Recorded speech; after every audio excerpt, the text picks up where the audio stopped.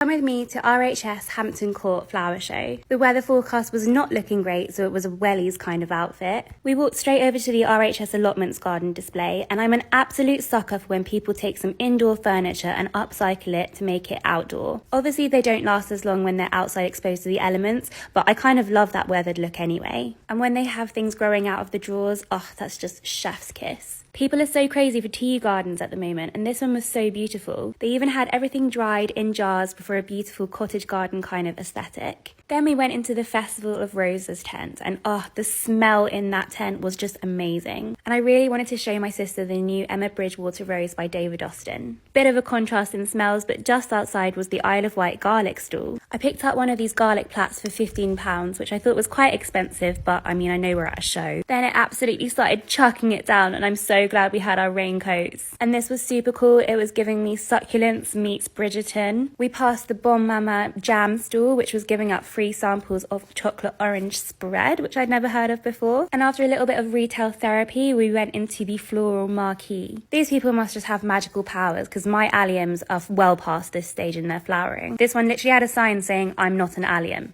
but it looks like a pink allium. This sweet woodruff bush was so perfect, I had to take a video.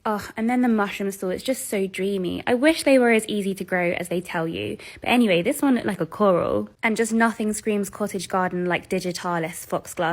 At Chelsea Flower Show, it seemed to all be about the white foxgloves, whereas at Hampton Court, they seem to be having a mix of colours. Now, I am hopeless at keeping my succulents alive. But do I still buy them?